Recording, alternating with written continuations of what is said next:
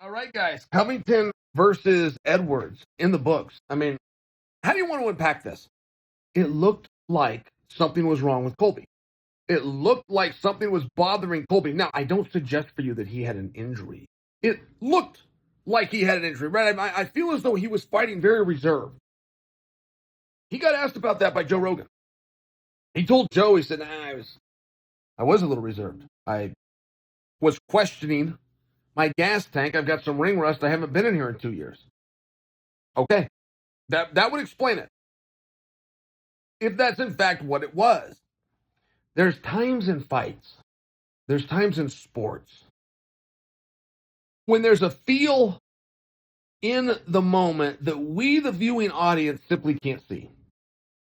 You feel something. There's a speed, there's a time, there's a distance that can be a quarter inch. Like, to explain the geometry and the calculus and the physics that go into hitting an opponent, it really is quite mathematical. And you have to be very precise. Have you ever seen pool players that can do trick shots? And it's amazing. You're watching, and he's got the 7 over here, and he's coming off, and he's got to come around 3, or he's got to split some balls. That's all math. That's all geometry. There's a place specifically on the edge that you can hit the ball at roughly a certain speed to make the reaction that you're looking for. And I only bring that to you so that you understand when I tell you Colby felt something.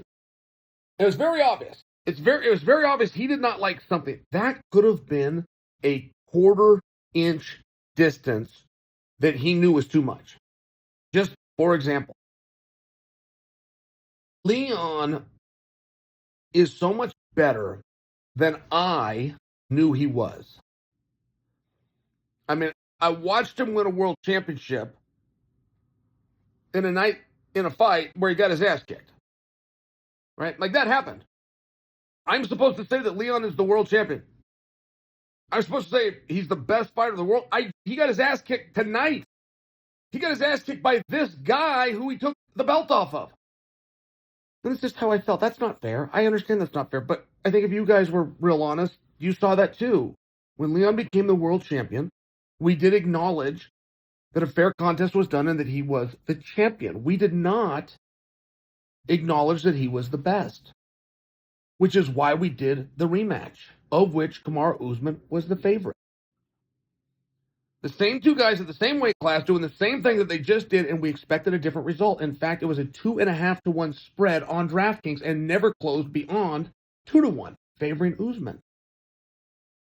So this isn't so much Chael sharing opinion. I'm telling you guys the timeline. Okay, great. He beats Usman. Beats him fair and square. But we don't give Leon the credit. Fighters get old overnight. And obviously, Kamaru Usman got old overnight. That's what we saw. Until Kamaru, on 8 days' notice, changes weights, flies to a different continent, and has a performance against Khamzat Chimaev where many of you thought that he won. One licensed judge did think Kamaru won. So what does that tell us, though?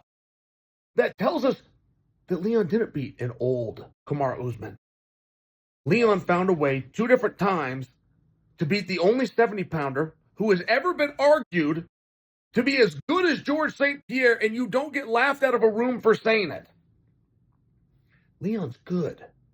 He's really good. But every time you have a fight, there's a new challenge. Like, let me back up to his previous fight. Taking on Kamaru Usman where you're a 2+-to-1 dog in your own backyard, there is not a home cage advantage, guys. That's in every other sport, it's a home field advantage. In fighting, it is a home field disadvantage. There is such immense amounts of pressure on you, not to mention Leon knew he got lucky. He knew he threw a kick in a fight that he had already conceded, but he found a way. He got his emotions under control. He found a way.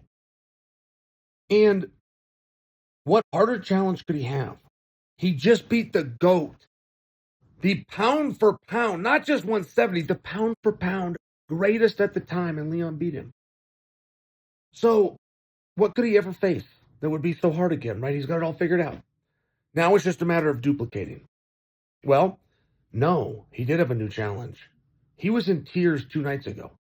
He told that story. I wouldn't have told. I was there. I saw it. I wouldn't have talked about it. He told that story to Joe Rogan in front of the world in his post-fight interview. Colby had brought up a memory of his father, and he was so furious, but he knew if he's going to avenge the statement and avenge his father and not let Colby win. Colby didn't even know the father. He wasn't trying to disrespect him, right? Colby's trying to get an emotion, and he did. And Leon knew, I got to put these tears away, and I got to calm back down. You can get work too up. I'm a wrestling coach. I hear fathers come over to the mat. I wish the fathers would stay the hell away from the mat and let me coach their kids. They will come over to the mat, particularly with young kids, 8, 9, 10, 11 years old. When I'm getting ready to coach them. Get ready to go on the mat. The father will tell the kid, get psyched up. There is no such thing. There is no such thing as getting psyched up. You can only get psyched out.